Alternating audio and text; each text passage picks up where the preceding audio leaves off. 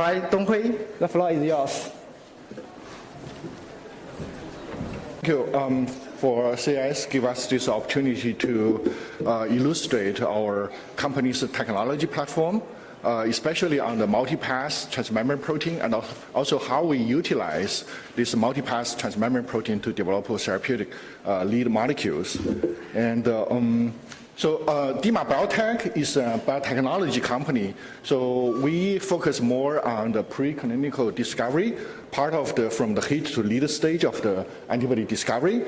And in order to really develop the best molecules, so we pay a lot of attention on each step of the antibody discovery.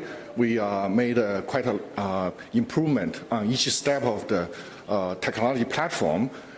So in today's talk, I will first talk about, for the functional protein platform, our multi-pass and the single-pass transmembrane protein, how we make the best quality of the protein. On the second part of the technology, I will briefly introduce about our single V technology cloning platform and our assay on the ADC and the bispecific. And lastly, I'll talk about our antibody engineering technology. Basically, we use mammalian cell display technology to do humanization and affinity maturation. And the last part of the talk, I will talk about how we choose a GPCR target from the protein generation towards IIT clinical trial. So we try to showcase how we can really develop from really tough targets to a druggable and in the clinical stage. So by working with a CAR T company. And lastly, very briefly, I will talk about what is our business model, which are different from the traditional CRO company. Basically, we offer off-the-shelf lead molecules. So for the biotech we guarantee no upfront payment.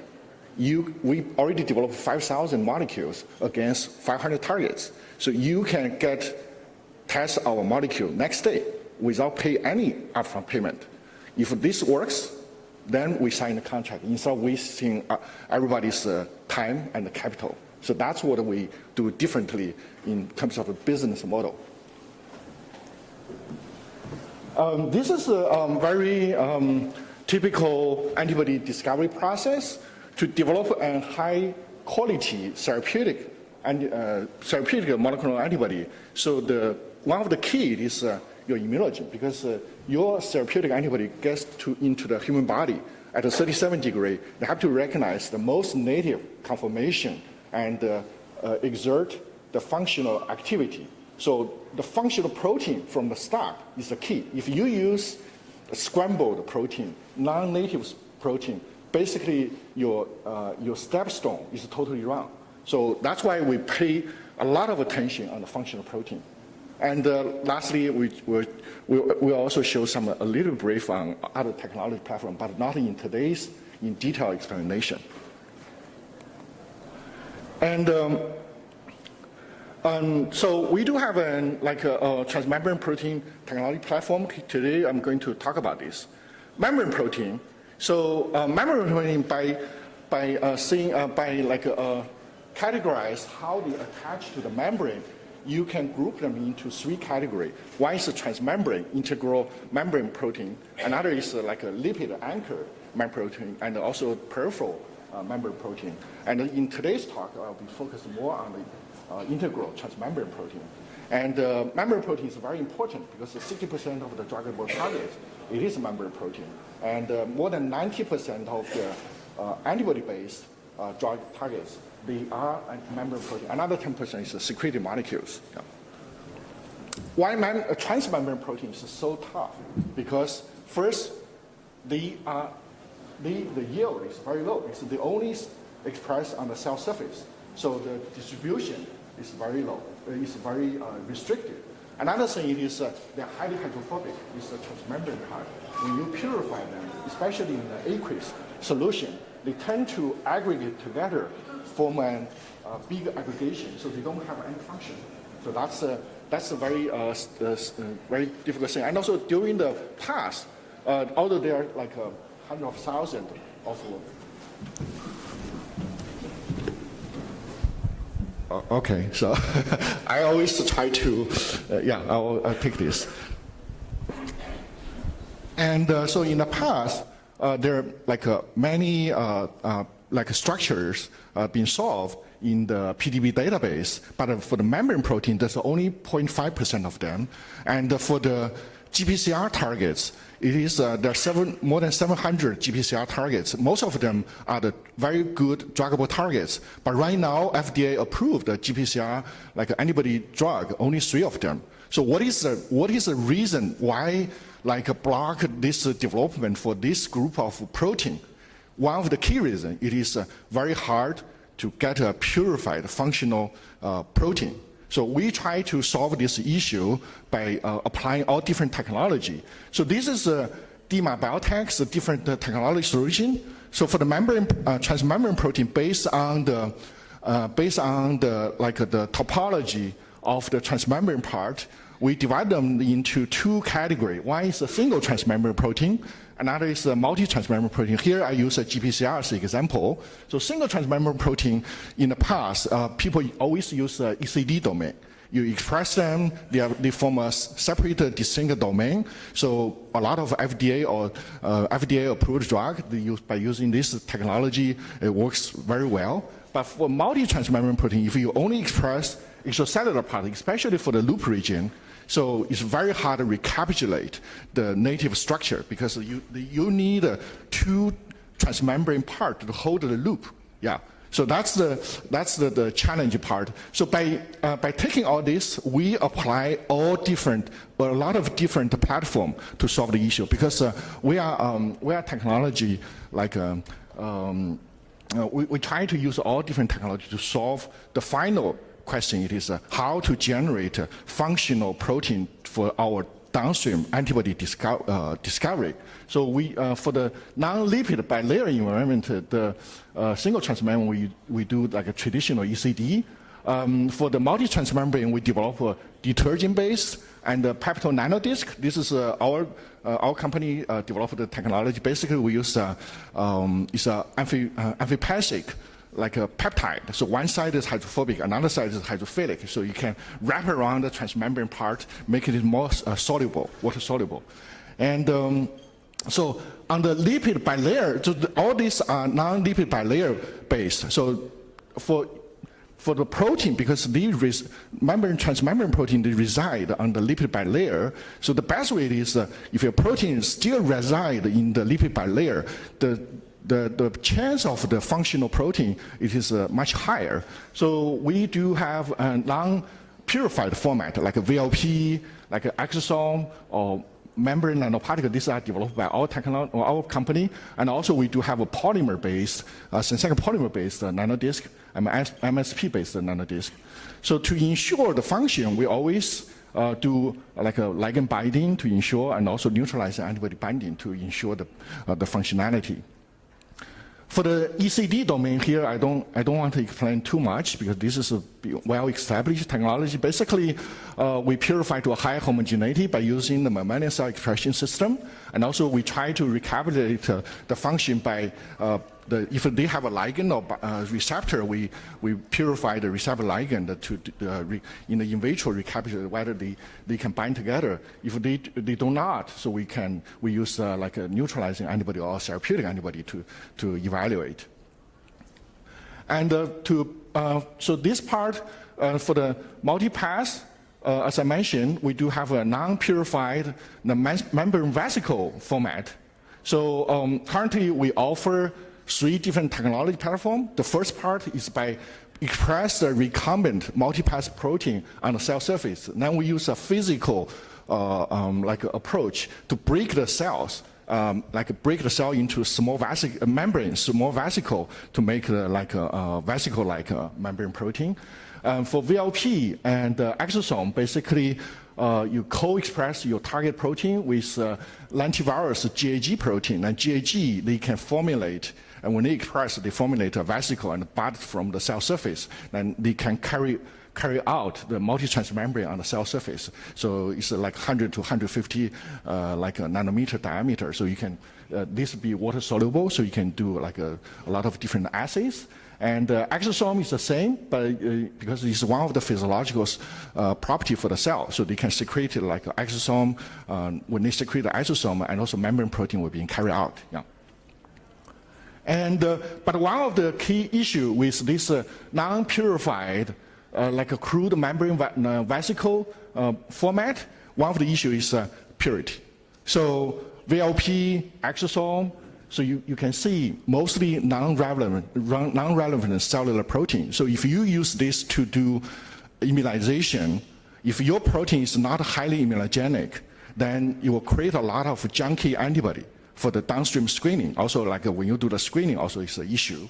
So exosome also, and also very hard to quantify the amount of your protein on these vesicles, because also the batch to batch variation, because the physiological status of the cell will change a little bit on your membrane protein secretion and the vesicle secretion. And so how to do this? I mean, how to purify this? I mean, in the past several decades, people always use detergent-based technology. So you have an amphipathic molecule. So one side is hydrophobic, another is hydrophilic. They can form a micelle around the transmembrane domain, so they can be like water soluble. But this totally disrupt the membrane part, so you don't they are not in the original membrane status. So how to really do this? I mean, actually, by 2002, Dr. Steven Sniga already developed a technology called a nanodisc. Basically, what he found when he incubate like a ApoA1 protein with a membrane, they will disassemble the membrane into 5 to 15 nanometer diameter kind of disc, and this disc totally soluble. And so this bring a new technology called a nanodisc, and they use this high density protein, ApoA1 protein, to make this like a nanodisc, to make this nanodisc. And right now, so we try to, so basically we are technology agnostic. So basically we try all different platforms to really solve the issue. So we do, for the lipid membrane embedded, we have our own internal developed synthetic polymer-based nanodisc, and also MSP-based. This is the original Dr. Steven Sniga's technology platform, and also we have detergent and a peptide nanodisc, and an amphipo-based, non-lipid-based technology. And so this is, so after we go through all these different technology, we found our synthetic polymer-based nanodisc, when we purify, they give a much higher, like a clear purity, and also much stable.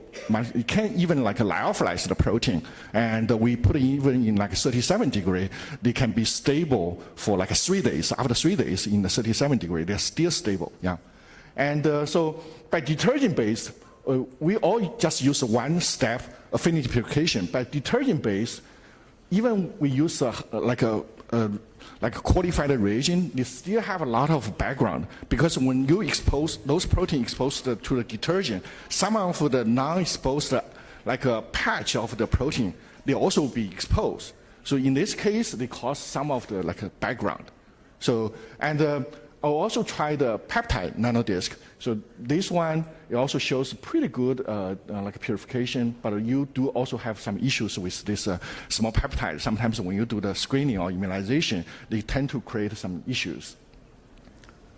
And this is, so we choose a membrane embedded nanodisc. So we choose between the original MSP-based nanodisc or synthetic polymer-based nanodisc. But you can see here, this is a synthetic polymer-based nanodisc after we purify. This is Claudin 6. So after we purify, run SDS page gel, it's a highly purified single like a band. But when we run the gel for the MSP base, you have a big band around the MSP. I mean, 25 kilo, around more than 25 kilodalton. Also, you have your targets. So when you do the immunization and the screening, they tend to create some interference. So we choose. That's why DIMA we choose this synthetic polymer base. And if you compare synthetic polymer base and the MSC base, there's another benefit by using synthetic polymer base. When we purify synthetic polymer-based nanodisc, we directly add our synthetic polymer to the native membrane. So all the native membrane with the membrane protein, they were still native lipid. We didn't change anything. But for the MSC base, they still have to go through the detergent extraction. Then they replace the detergent with the artificial lipid and also the MSP. So the lipid environment, which are sometimes very critical for the membrane protein, they change to the artificial membrane proteins, artificial lipid. So this will create some issues. And so nanodisc, people will say, what kind of application in the past people been used for the nanodisc? So you can use for the mostly AI medicine, for the cryo-EM, like you solve the structure, because with cryo-EM, even 100 microgram of purified protein, you can solve the structure. And also you do like a small molecule drug screening. You can do antibody or phage display screening for the antibody. Yeah, so you can use a purified form instead of like using dirty protein to do the screening. Yeah. And so in DIMA's products, we try to really make sure our product to be applied into different applications. So here are some examples. So this is a 12 transmembrane protein we purify to a high homogeneity. It's a solid carrier, and we try to make sure they have a homogeneity in the SEC. And this is a 24 pass sodium channel, so we can purify in the nanodisc, like more than 250 kilodalton. Yeah. And so this is a Claudin 18.6. In the past, when you develop an antibody, you want to measure the affinity, so kinetics, so we can use this purified form to measure it. And small molecule screening. So basically, some of the small molecule, they will depend on not only on the targets and also on the lipid environment. So we can like assemble like a membrane tethered SPR chip to measure the binding affinity of the small molecule. And for the peptide nanodisc, sometimes the synthetic polymer or MSP-based like nanodisc have an issue. It is when you do the cell-based assay, this membrane tend to non-specifically fuse with your target cell. So in this case, you can't to do like even some of the assays. And with with our developed peptide nanodisc, we can do this CAR T cell like transduction monitoring by using this technology. And so actually, I'm quite a membrane protein like a hobbyist, because during my postdoc, I've been struggling for quite some years on the membrane protein. Sometimes I purify with a detergent. After I store at -80 for 3 days, I take back from aggregate. So all this like effort ruined. So I want to really make sure the protein I purify is still functional over the storage. So what we did a formulation on the membrane disk. So basically, we offer all these membrane discs in stable lyophilized format. Yeah. So here we did like a CD63 nanodisc, and we did a 37-degree, 1 day, 2 days, 3 days, and then we measure the binding towards therapeutic antibody. It shows still very good binding affinity, doesn't lose the activity. And so DIMA right now, we understand a lot of biopharm companies, they want to speed up their discovery. They don't want to wait the time to do this. So we make all this protein off the shelf. So currently we're offering like more than 300 multi-transmembrane protein off the shelf. You can place the order and then we can ship it next day. So right now, we are the largest collection in this arena. Basically, this is a comparison, all companies with other companies. Yeah.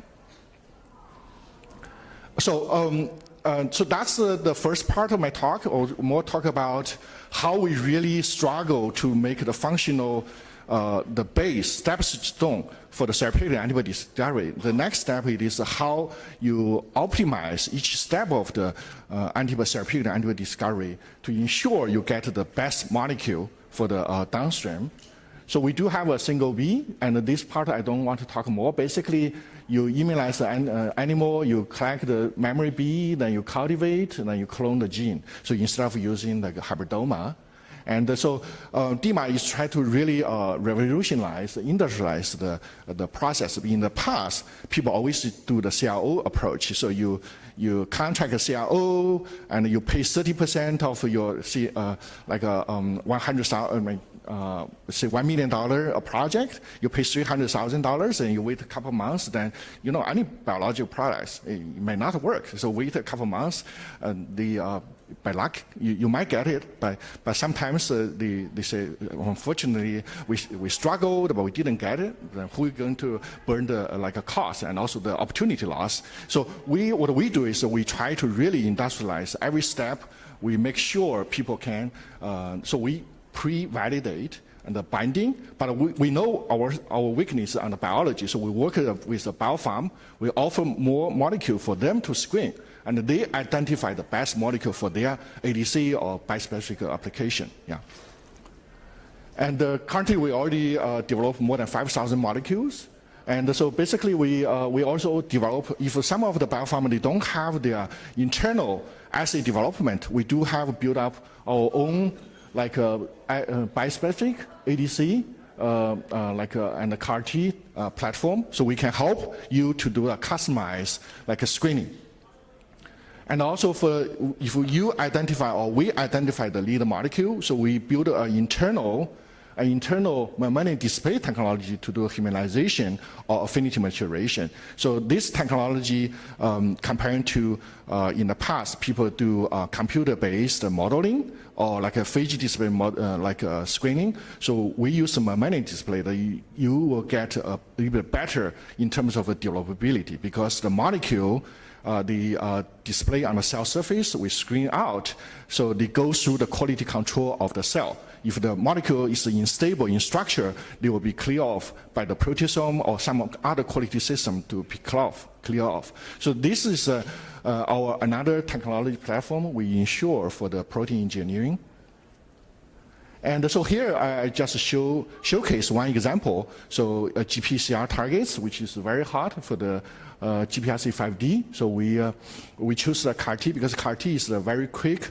You can get a clinical outcome. You can do IIT, clinical trial, instead of like doing like a batch manufacture. And GPRC5D is a promising target. I don't have to say more because a lot of people know this is multiple myeloma targets. And J&J in 2023, they get FDA approved bispecific antibody, and also their ADC, also like a deal involved. Nanova, they licensed their ADC molecule to the AstraZeneca, and also so 2019 we start this project. So I don't want to like waste a lot of time on the preclinical like in vitro data. So basically, we show here is the in vivo data. So we pick the 3 molecule G05, 07, and 09. We construct as a CAR T. So we did an animal study. So by 93 days, we still show. I mean, some of the molecules still show very good survival in the animal data.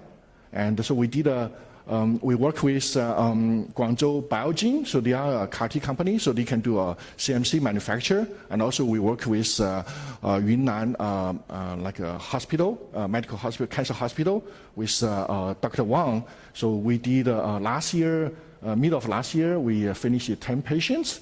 And our ORR is around 90%. One of the patients doesn't show any response. And later on, we found this patient is GPRC5D negative. Basically, when we recruit the customer, we recruit the patient. Sorry, recruit the patients. So as long as they are multiple myeloma positive patient, we will recruit. So we didn't check. And so this is shows a pretty good like clinical outcome. Yeah. And our CR rate is around 60%. But this is a small group of the clinical trial, yeah. And this is the phase 2 clinical trial data from BMS. Their CAR T, it shows definitely they have a much bigger patient population. They show like a 48% in a CR rate, and we are 60%, but we are much smaller. So I think this needs more patient data to prove we have our clinical efficacy. Yeah.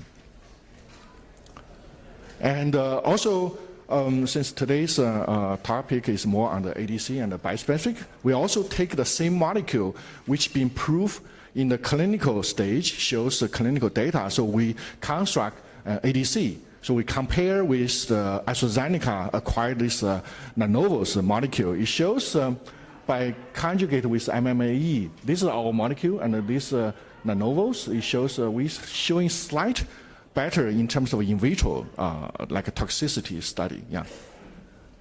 And we also construct bispecific, the same molecule which has been clinical proved in the CAR-T. So we use SF3 conformation. We construct the bispecific antibody.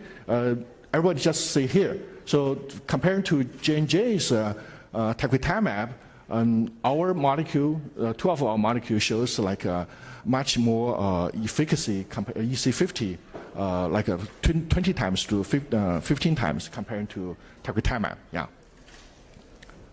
Okay, so this is a summary of DIMA Biotech's product portfolio. So we do have, we are very proud. I mean, we are like a 7-year company, but very proud. We do have 2 of our product line, which in terms of collection, we have a largest collection. One is the multi-transmembrane protein. We have more than 498, and for the lead molecule discovery, so we build up this platform. We do the high throughput screening. So for 500 targets, we already collect validate more than 5,000 molecules. So you can, I mean, the biopharm company, we guarantee for the next day, no upfront payment. So you're welcome to test our molecule. And so this is since I'm the CEO of the company, I have to say something about our business. So I come here, I try to empower you guys. I mean, you know, especially under this, you know, difficult capital environment, we try to really mitigate everybody's risk in terms of the development. And we want you, even you have your own lead molecule in your internal pipeline, we don't care. So we are okay to let you to do the side-by-side comparison, see whether whatever one, I mean, you can run out, because that's our purpose. And so here, this is some of my contact information. And if you do have any question, I would like to take questions. Yeah, yeah.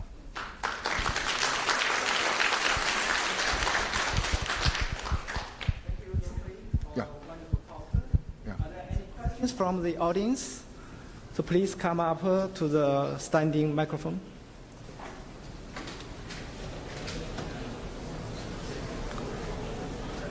Maybe I can kick off. Great. So that means no question. I did a very good job. Okay, thank you. Oh, okay. Oh, can I have one question? Yes. You showed your molecules outperformed the reference molecules from like J&J, right? Yeah. What is driving this better efficacy? Okay, so this is an in vitro test. So we, oh, you mean the bispecific? What kind of conformation? You showed the CAR-T, right? Oh yeah, CAR-T? Yes. Yeah, initially we do the CAR-T because we want to see from the lead to the IIT clinical trial, whatever we say, basically it's lab-based data.